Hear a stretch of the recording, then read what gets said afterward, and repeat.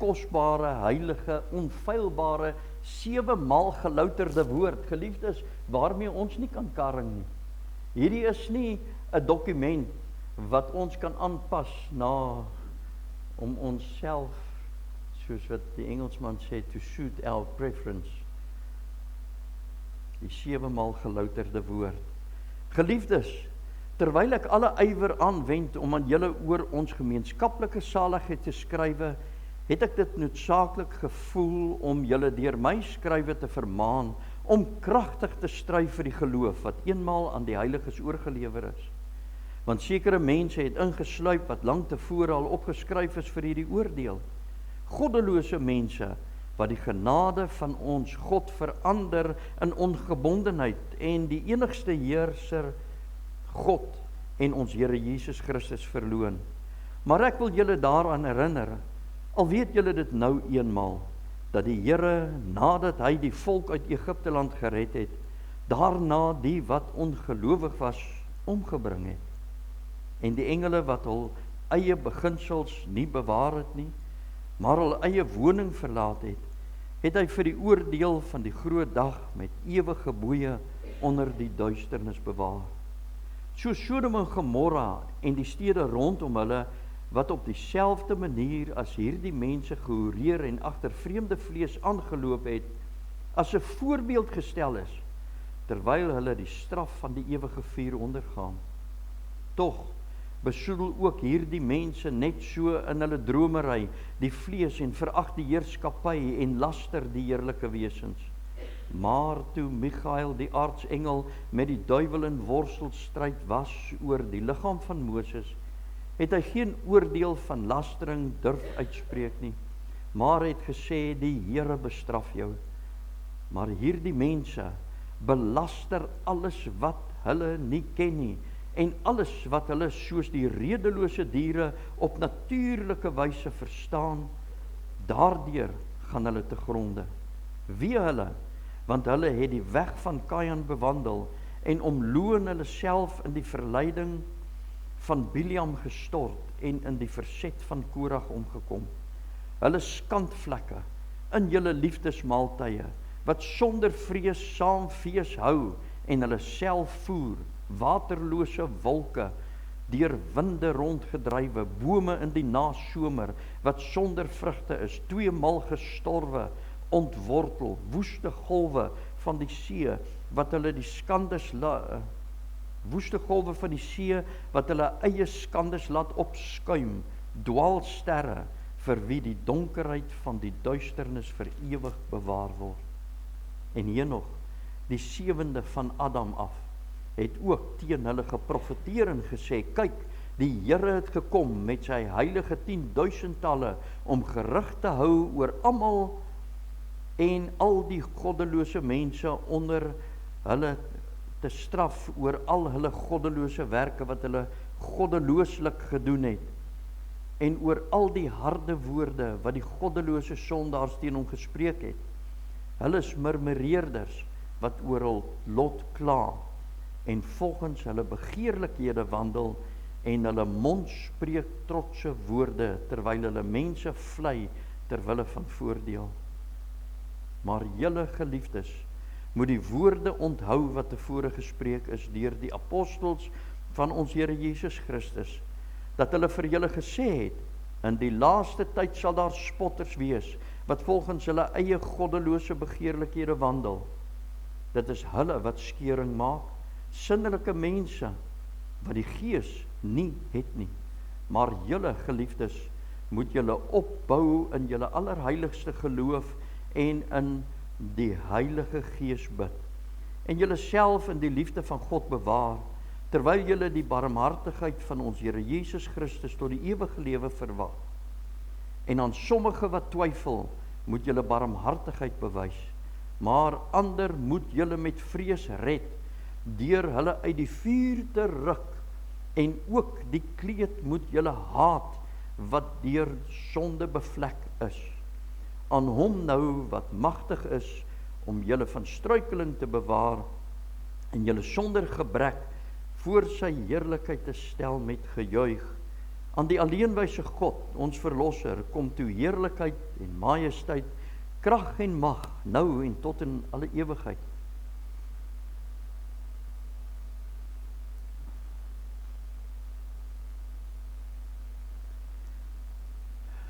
Geliefdes, as ek die boek Judas lees, is dit met vrees en bewering.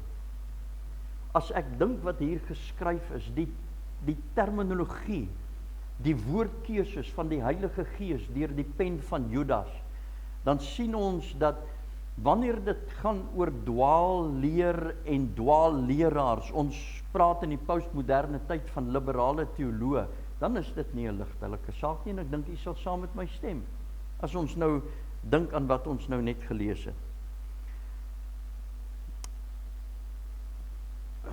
Mag die Here vir ons kom bedien deur die Heilige Gees in sy woord in hierdie oggend. Geliefdes, ek wou vanmôre eintlik met u kom praat het oor die geestelike noodtoestand van die kerk.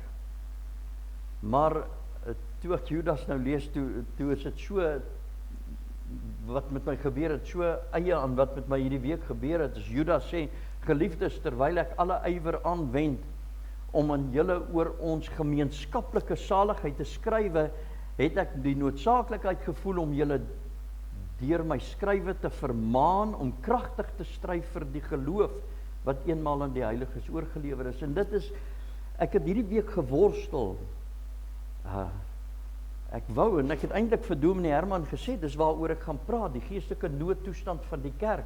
En ek sal graag met u daaroor wil praat by 'n volgende geleentheid. Maar geliefdes, soos wat Judas hier skryf, het ek ook gevoel, maar ek voel regtig gedwing deur die Heilige Gees om hierdie saak wat ek vanmôre met u wil bespreek, om dit aan u voor te hou. Ek sien my ou batterytjie wil nie so lekker werk nie. Geliefdes, in die rede waarom ek nogal gedryf voel om met u te praat, is omdat dit juis hierdie maand was dit die internasionale LGBT Pride Day gewees. Blykbaar die 28ste Junie wat vandag is. Ek weet nie of hierdie 'n ou advertensie is of wat nie, maar hierdie is die maand waarin hierdie ouens baie bedrywig is. Oktober maand lê dan nou voor, en dit is hulle noem dit die October Pride History Month, waar die LGBTQ en agenda Pride Month gepromoveer word. Daar word baie aandag gegee daaraan, en geliefdes, as ons net daaraan dink, hoe hierdie ideologie, hierdie valse leer en hierdie wêreldse beskouing rondom homoseksualiteit al die kerk geïnfiltreer het. As ons net daaraan dink, geliefdes, dan maak dit 'n mens baie bekommerd oor wat aan die gang is. En ekskuus, ek weet nie hoekom hierdie ding van my nou so rondspring.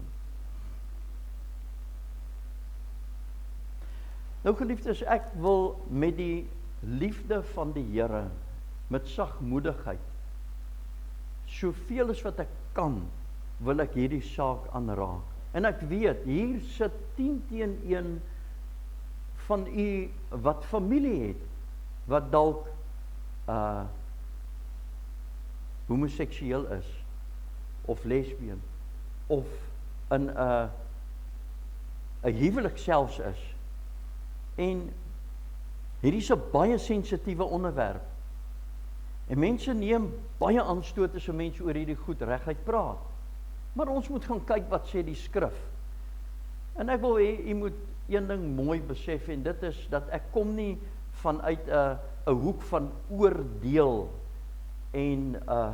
maar ek kom met die sagmoedigheid en die liefde van die Here om u te help, om u voor te berei,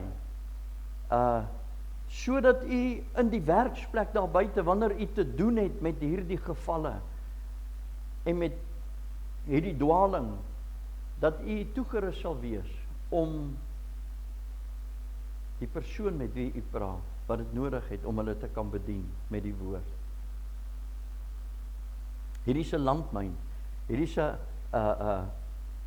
'n mynveld van goed waar 'n ou baie lig moet loop en lig moet trap, sodat 'n mens nie deur skerpsinnige woorde mense seermaak nie, maar geliefdes, ons moet sê wat die woord sê.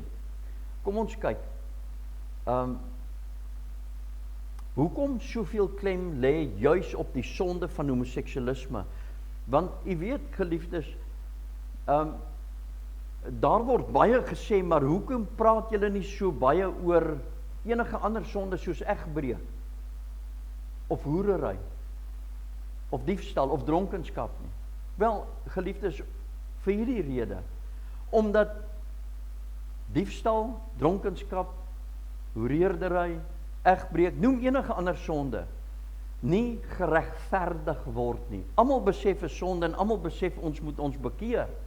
En niemand regverdig sy sonde nie. Maar wanneer dit kom by homoseksualisme, is dit heeltemal 'n ander saak. Want hierdie sonde word geregverdig, en dit nogal uit die Bybel uit, en dit moet bestry word. Die sonde van homoseksualisme is 'n sonde en 'n oriëntasie wat aangespreek moet word vanuit 'n Bybelse perspektief. Judas 1 vers 3, sê vir ons, geliefdes, hy sê dat ons moet kragtig stry vir die geloof, en ek hoop u word voorberei juis in hierdie boodskap, om kragtig te kan stry vir wat die Bybel vir ons leer rondom hierdie saak van homoseksualisme. Nou, om kragtig te stry, geliefdes, beteken, wat Judas eintlik doen is, hy roep ons op, dis 'n vermaning om aggressief, nie met 'n negatiewe aggressie nie, maar die aggressie waarvan hy hier praat, is 'n ywer en 'n passie, 'n determinasie te volhard, om die geloof te verdedig teen dwaalleraars. Ons het nou gesien wat Judas sê oor dwaalleraars. U moet dit weer gaan lees. Dis skrikwekkend as 'n mens sien wat hy sê van die dwaalleraars. Maar ons word deur Judas opgeroep om ywerig met 'n passie en determinasie te volhard om die geloof te verdedig teen die dwaling en die dwaalleraars. Nou, wat was die dwaling waaraan die dwaalleraars hulle self skuldig gemaak het? Wat was die dwaling? Vers 4 sê, want sekere mense het ingesluip wat lankal tevore al opgeskryf is vir hierdie oordeel. Goddelose mense wat luister mooi, wat die genade van ons God verander het in ongebondenheid en die enigste heerser God en ons Here Jesus Christus verloon het. Nou hierdie ongebondenheid en is losbandigheid. Die Griekse woord wat daarvoor gebruik word, beteken roekelose, losbandige gedrag, sonder enige morele grense.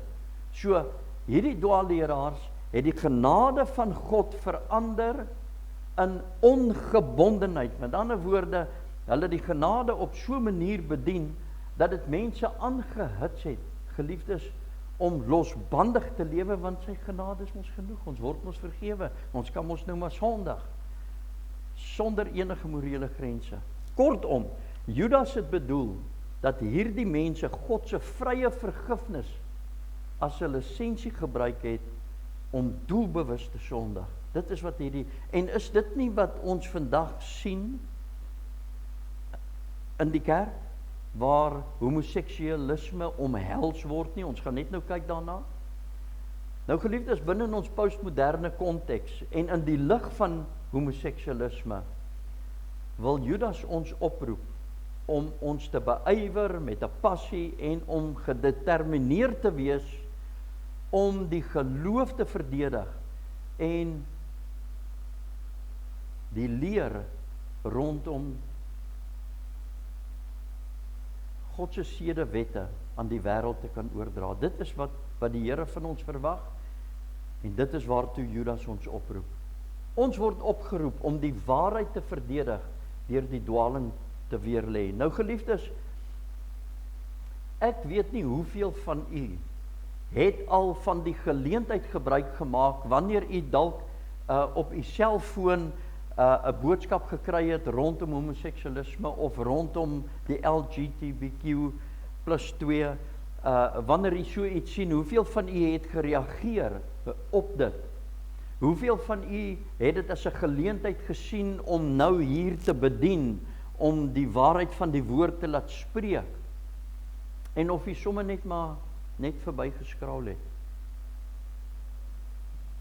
Terwyl dit eintlik 'n goddelike geleentheid is om te kan bedien. U sien, u moet toegerus word sodat u kan bedien. U sien,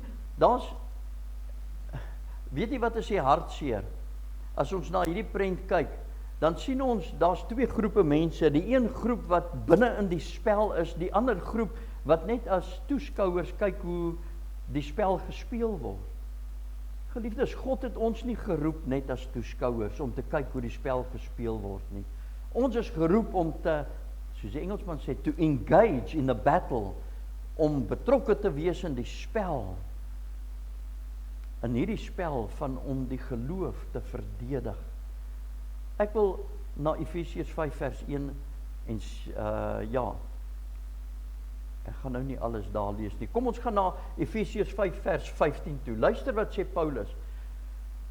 En dit wat ek nou met u bespreek is met die doel sodat u kan sien hoe Paulus beskryf hoe ons onsself moet navigeer deur die misleiding wat daar in die kerk is rondom homoseksualisme. Efesiërs 5 vers 15 sê, pas dan op dat julle nougeset wandel. Daardie woord nougeset beteken eintlik om doelgerig, om presies, om perfek en berekend te wandel. Soos hierdie persoon wat jy sien, wat op daardie tou loop. Hierdie ou dink aan niks anders nie, as net dit waarmee hy besig is, want een verkeerde beweging en hy val, en dit kos hom sy lewe. Hy wandel berekend, en dit is eintlik waartoe ons opgeroep word in Efesiërs, is dat ons berekend sal wandel. Hy sê, en die woord wandel beteken eintlik leef. Ons moet berekend leef. En dan sê hy nie as onwyse nie, maar as wyse. Jy sien, ons moet leef met geestelike skerpsinnigheid. En geliefdes, om met geestelike skerpsinnigheid te kan leef, vereis dat ons kennis nodig het. Wysheid vereis kennis. En ek wil vir u so 'n bietjie kennis kom gee vanuit die woord oor wat sê die woord rondom hierdie baie belangrike saak van homoseksualisme. Efesiërs 5 vers 17 sê, daarom moet julle nie onverstandig, sonder verstand kennis wees nie, maar verstaan wat die wil van die Here is. Ons moet verstaan wat die wil van die Here is. Nou geliefdes, kom ons kyk na die eerste, ek noem dit drogredenasies. Ekskuus, dit is miskien 'n baie sterk bewoording, maar ek dink dis heel gepas as ons sien hoe daar omgegaan word met die teks om die teks te verdraai sodat dink jy mens kan dit iets anders noem nie? Kom ons kyk na die drogredenasies wat voorgehou word om homoseksualisme te regverdig. Nou, die drogredenasies beteken 'n valse, bedrieglike of misleidende argument. Want u sal sien in my aanbieding, gaan u sien die valse, bedrieglike en misleidende argumente wat voorgehou word om homoseksualisme te regverdig. Dan, ja, miskien kan ek net dit sê, dan is die volgende ding wat die mense doen, geliefdes, is, ek weet nie of jy bekend is met die terme, die hermeneutiek van suspisie. Jy sien, mense kom met 'n bepaalde argument na die skrif toe, en dan doen hulle hermeneutiek op die woord, met ander woorde, hulle ontleed die woord, maar hulle doen dit op 'n manier wat die woord suspisieus laat lyk, asof die woord nie regtig vir ons 'n antwoord het op die probleem nie. Ek hoop dit maak sin.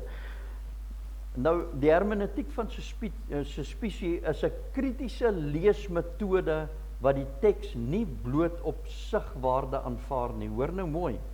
Die hermeneutiek van suspisie is 'n kritiese leesmetode. Ek lees die woord so krities, dat die woord nie vir my regtig sê wat die woord eintlik bedoel nie. Dit bevraagteken die ooglopende betekenis van die teks. En dit plaas die teks onder verdenking. Dit is die hermeneutiek van suspisie. En dis wat die mense gebruik, die liberale teoloë, dis die metode wat hulle gebruik, om vir ons te kom oortuig, dat homoseksualisme vir God aanvaarbaar is. Kom ons kyk na die drogredenasie nommer 1. Nie alle homoseksuele verhoudings is pervers nie. Nie alle homoseksuele verhoudings is pervers nie. Jy sien, daar is 'n veredelingsargument wat die liberale teoloë mee vorendag gekom het. En eintlik is dit 'n ding wat uit die wêreldsisteem uitkom, wat hulle aangeneem en omhels het. En wat is hierdie veredelingsargument? Luister mooi. Wanneer twee mense van dieselfde geslag in 'n permanente verhouding van liefde en trou staan, word die verhouding as waardegedrewe en moreel geag. So, wanneer twee mense van dieselfde geslag lief is vir mekaar en hulle het besluit, ons gaan permanent, ons gaan by mekaar bly, dan word daai verhouding as waardegedrewe gesien. Seksuele omgang in so 'n verhouding word dus nie as pervers, maar as edel beskou, soos in die geval van 'n heteroseksuele huwelik. So hulle het 'n Bybels vreemde konsep, het hulle mee vorendag gekom. En dit is dat wanneer twee mense van dieselfde geslag vir mekaar lief is, en hulle het besluit, ons gaan mekaar nou soos lewensmaat kies, dan veredel dit die verhouding, en daar's niks meer verkeerd nie, want daar's liefde en daar's permanensie, en dan sê hulle, so verhouding is nie pervers nie. Hierdie Bybels vreemde konsep skep die idee dat daar twee tipes homoseksuele verhouding is. 'n waardegedrewe seksuele verhouding en 'n perverse verhouding. Nou die hermeneutiek van suspisie plaas elke teks, geliefdes, onder verdenking met hierdie vraag: wat word hier veroordeel? Jy sien wat gebeur, kom ek verduidelik vir u. Daar word nou gesê dat, kom ons sê,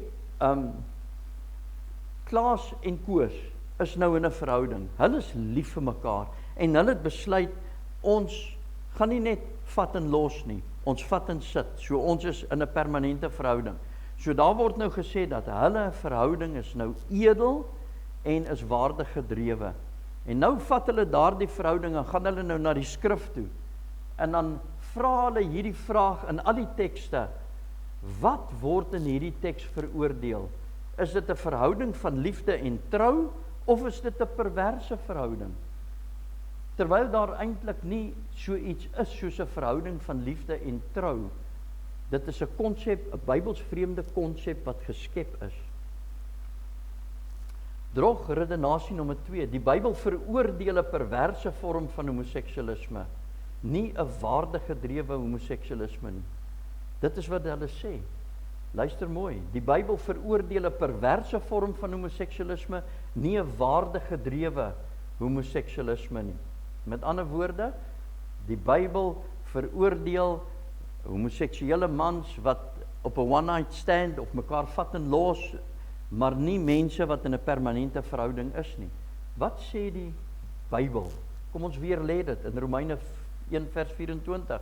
Hy sê, daarom het God hulle ook in die begeerlikhede van hulle harte oorgegee aan onreinheid, om hulle liggame onder mekaar te onteer. Dan sê hy, hulle wat die waarheid van God verruil het vir die leuen en die skepsel vereer en gedien het bo die Skepper, wat geprys moet word tot in ewigheid. Daarom het God hulle oorgegee aan skandelike hartsogte, want hulle vroue het die natuurlike verkeer verander in die wat teen die natuur is. En net so het ook die manne die natuurlike verkeer met die vrou laat vaar en hulle welis teenoor mekaar ontbrand. Manne het met manne skandelikheid bedrywe en in hulle self die noodwendige vergelding van hulle dwaling ontvang. Romeine 1 vers 28. En omdat hulle dit nie die moeite werd geag het om God in erkentenis te hou nie, het God hulle oorgegee aan 'n slegte gesindheid om te doen wat nie betaam nie. En dan as ons na Levitikus toe gaan, dan sien ons in Levitikus 18 vers 22, met 'n manspersoon mag jy ook geen gemeenskap hê soos met 'n vrou. Dit is vir God 'n gruwel. Nou geliefdes, as ons nou sien wat ons nou gelees het, wat is die wese en aard van homoseksualisme? Dan sien ons, dit is 'n gruwel vir God. Dit gaan gepaard met 'n slegte gesindheid. Waar hulle sê dis liefde, die Bybel sê dis 'n verterende wellustigheid teenoor mekaar. Hulle bedryf skandelikheid. Dit gaan gepaard met skandelike hartstogte en onreinheid en hulle onteer mekaar se liggame. Geliefdes, Romeine sê vir ons baie duidelik dat homoseksualisme in sy wese is pervers. Daar is niks edel omtrent dit nie. Drogrede nommer 3, argument wat hulle aanvoer, God het die homoseksueel so gemaak, die homoseksueel is so gebore. Ek moet miskien net dit vir u nou ook duidelik stel, geliefdes. Ons praat nie, ek praat nie heeltemal hier net of per se van die oriëntasie nie, maar ek praat van die daad. Wanneer mense die daad beoefen. Ons weet, daar is baie mense wat verfyn gebore is en ons weet, maar ons praat hier van die daad van homoseksualisme. So God het die homoseksueel so gemaak, die homoseksueel is so gebore, is dit waar? Weet jy, as ons gaan kyk, ek kan hierdie webtuiste gaan besoek, en dan sal jy sien die nuutste wetenskaplike navorsing oor homoseksualiteit sê dat daar geen homoseksuele gene bestaan nie.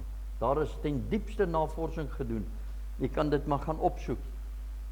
Nou die Bybel sê die sondaar wandel in die begeerlikhede van sy vlees en doen die wil van die vlees en van die sinne. Dit is wat Efesiërs 2 vers 3 sê. Galasiërs 5 vers 19 sê, en die werke van die vlees is openbaar, naamlik oorspel, hoerery, en dan het hy 'n klomp sondes wat hy noem. Geliefdes, die bron van homoseksualiteit lê binne in die hart van die mens. Net soos wat die bron van diefstal, die bron van ons sondige begeertes, almal van ons, lê in ons hart gesetel. Hy sê, want van binne, uit die hart van die mense, kom die slegte gedagtes, egbreek, hoerery, moord, diewery, hebsug. Geliefdes, dis nie God wat ons sondig gemaak het nie.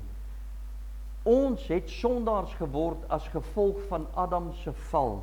En net soos wat ons almal met 'n disposisie gebore is, 'n neiging tot sonde, so is die homoseksueel ook met daardie disposisie gebore, met 'n neiging en 'n begeerte na iemand van dieselfde geslag. Ons almal is met 'n sondige geaardheid gebore. Dit manifesteer in elkeen van ons net op 'n ander manier. Maar by die homoseksueel, in die vorm daarvan dat hy aangetrokke is tot mense van dieselfde geslag. Dan sê hy, vers 23, al hierdie booshede kom van binne uit en maak die mens onrein. Ek dink die argument net hier is, God maak nie mense so nie, ons is so as gevolg van ons sondige geaardheid. Psalm 58 vers 4 sê, afvallig is die goddelose mense van die geboorte af. Die leuensprekers dwaal van die moederskoot af. Geliefdes, kom ons kyk na 'n drogredenasie nommer 4. Christus het niks oor homoseksualisme gesê nie. Dit is 'n verskoning wat hulle gee en sê, maar toe Christus op aarde was, het hy absoluut niks gesê rondom homoseksualisme nie. Wel, geliefdes, die woord van die Here sê vir ons baie duidelik. Luister, Johannes 16 vers 13.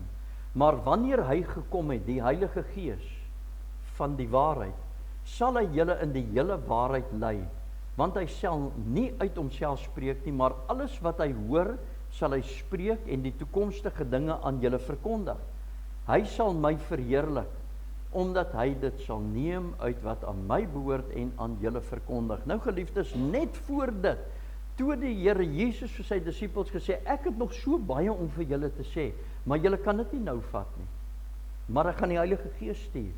En as die Heilige Gees kom, sal hy vir julle in alle waarheid lei. En dit wat hy, waarmee hy julle lei, praat hy nie uit homself nie, hy gaan dit by my kry. Geliefdes, so die hele Nuwe Testament is deur die Heilige Gees geïnspireer. Waar die Heilige Gees gekry wat hy gekry het, hoe die Heilige Gees, wat Paulus gekry wat hy gekry het rondom homoseksualisme, by die Heilige Gees. Waar die Heilige Gees dit gekry, by Christus. So het Christus enige iets te sê gehad, verseker. Onthou geliefdes, nadat Christus opgevaar het na die Vader toe het hy sy werk voortgesit op hierdie aarde, deur die kragtige werking van die Heilige Gees. En daarom kan ons reguit sê dat hierdie argument geen water hou nie.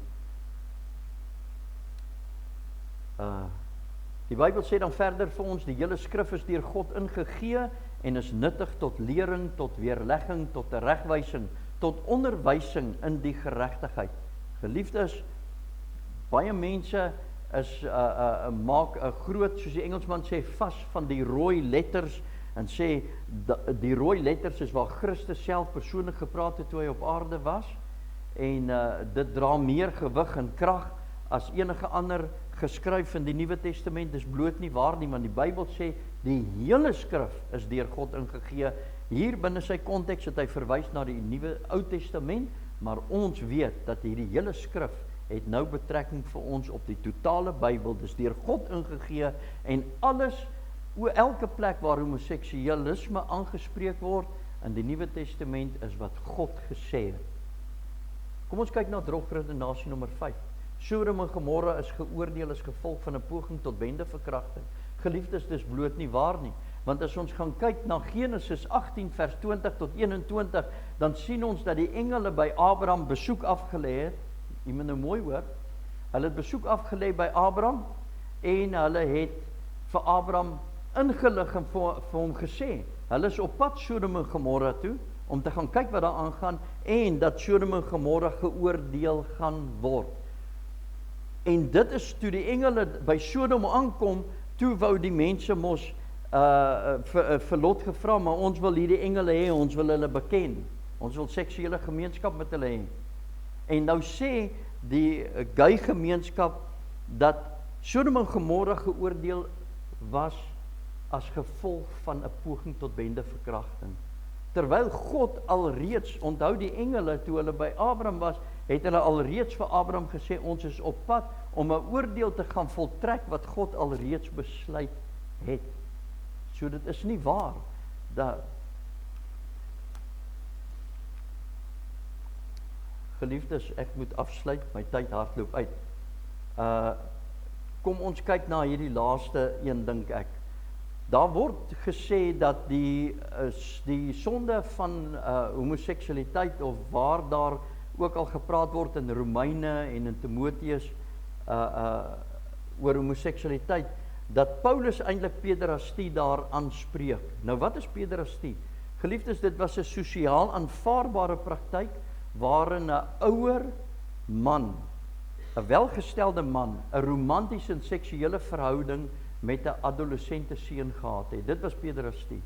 En hulle argumenteer dat alle tekste wat handel oor homoseksualiteit, handel juis oor hierdie ding van pederastie. So, die Bybel praat nie teen gesonde homoseksuele verhouding nie, maar die Bybel veroordeel pederastie, terwyl dit bloot nie waar is nie, geliefdes. Ek gaan vir julle sê hoekom. Want in Romeine sien ons, onthou, pederastie is waar mans met jong seuns gemeenskap het. Terwyl Romeine praat van vroue het hulle natuurlike verkeer verander in die wat teen die natuur is. En dan vers 27, manne het met manne skandelikheid. Hier sien ons glad nie die idee van mans met seuns nie. Hier word geen melding gemaak van seuns nie. Geliefdes, ons moet onsself bekwam om hierdie geweldige misleiding rondom homoseksualisme te kan beveg. Daar is mense daar buite, daar is gelowiges wat absoluut in absolute onkunde is rondom hierdie saak en hulle moet gehelp word. Geliefdes, ons kan nie stil swaaien deur hierdie lewe gaan. U wat in die werksplek is, u wat tussen hierdie mense beweeg, mag die Here vir u toerus, mag hy vir u dit gee wat u nodig het. Gaan studeer, geliefdes, gaan bekwam u self, sodat u met vaardigheid en met entoesiasme hierdie mense gaan bedien. Ek wil hier 2 boeke vir u voorhou. Die een is Homoseksualiteit, 'n skrifgefundeerde perspektief van Yuri Potgieter.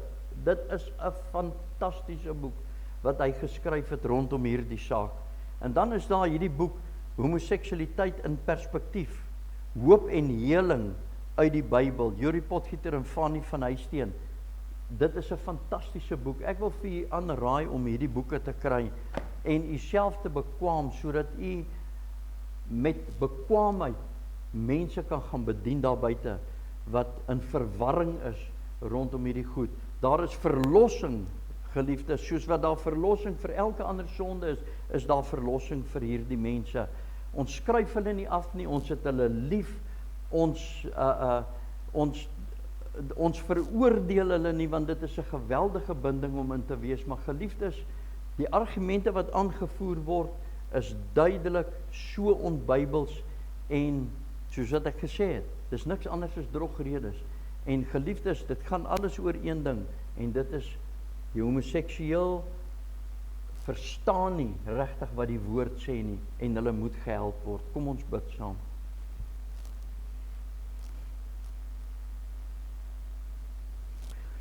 Kosbare Vader, ons is so dankbaar, ons wil u loof en ons wil u eer. Ons wil u aanbid vir u groot, wonderbare genade. En Here, u weet wat vandag in die kerkwêreld aan die gang is, en hoe hierdie geweldige, onsedelike wêreldsbeskouing, hierdie onbybelse redenasies al die kerk geïnfiltreer het. Mense is in wanhoop, in absolute wanhoop. Mense is vasgevang in sonde en kom nie los nie, omdat die waarheid nie aan hulle verkondig word nie. Want van die kansels af, en ek dank u Here dat dit nie in die geval van die EG Kerk so is nie, maar van baie kansels af, word mense juis aangemoedig om hulle seksuele oriëntasies uit te leef. Van kansels af word hierdie praktyk wat u veroordeel het, geregverdig vanuit die woord, deur liberale teoloë, deur mense soos wat Judas gesê het, Vader, hulle het ingesluip, en hulle die genade van God verander in ongebondenheid. Dierbare Vader, ons wil bid vir u kinders, wat vanweë onkunde nog vasgevang is, in hierdie geweldige binding. Ons wil bid, Vader, vir predikers,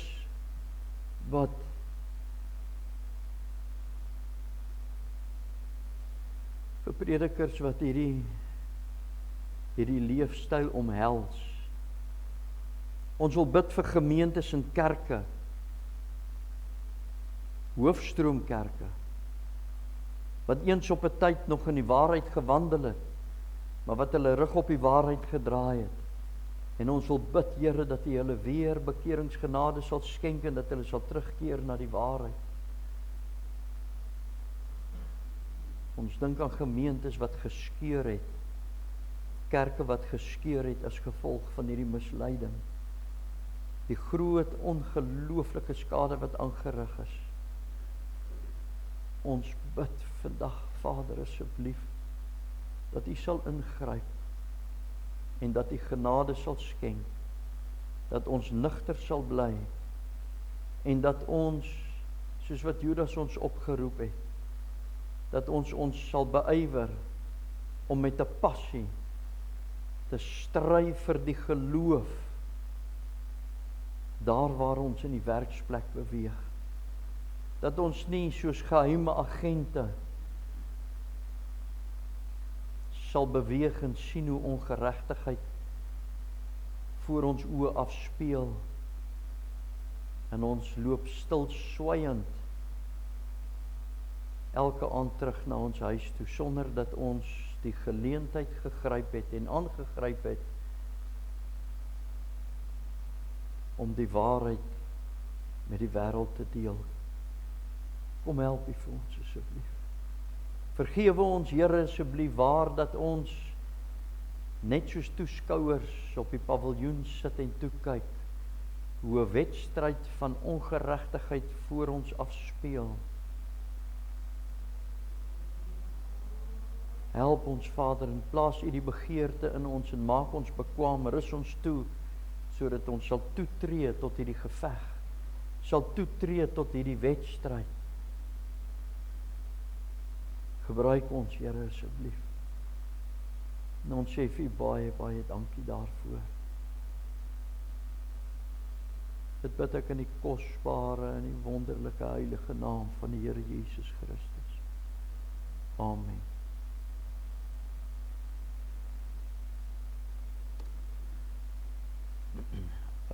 Geliefdes, kom ons sing